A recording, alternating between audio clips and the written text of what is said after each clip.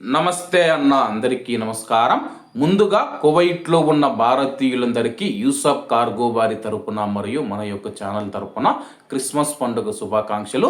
వివరాల్లోకి వెళితే ప్రపంచవ్యాప్తంగా ఉన్న క్రైస్తవులకు Kuwait national evangelical church chairman pastor Emmanuel Garib గారు క్రిస్మస్ మరియు నూతన సంవత్సర శుభాకాంక్షలు తెలిపారు.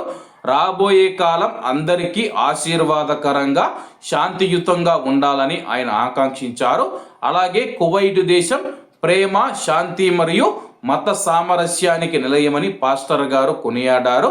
దేశం మరింత అభివృద్ధి చెందాలని కువైట్ రాజుగారు గౌరవనీయులు Sheikh Mishal Al Ahmad Al Sabah గారిని దేవుడు ఎల్లప్పుడూ రక్షించాలని ఆయన ప్రార్థించారు.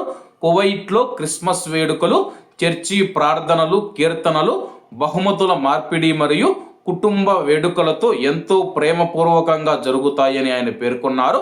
ప్రపంచవ్యాప్తంగా శాంతి నెలకొలాలని కోరుకుంటూనే హోటళ్లలో క్రిస్మస్ చెట్లను ఉంచేందుకు ప్రభుత్వం అనుమతించడం పట్ల ఆయన హర్షం వ్యక్తం చేశారు. ఇది కువైట్ దేశంలోని సహనశీలతకు నిదర్శనమని తెలిపారు. కువైట్లోని క్రైస్తవ జనాభాకు సంబంధించి తాజాగా ఆయన కొన్ని వివరాలు వెల్లడించారు.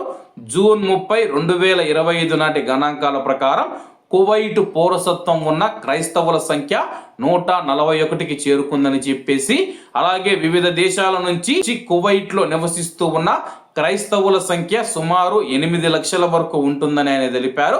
ఈ పండుగ సీజన్ ప్రపంచవ్యాప్తంగా మంచి మార్పును తీసుకుని రావాలని చెప్పేసి పాస్టర్ గారు ఆకాంక్షించారు.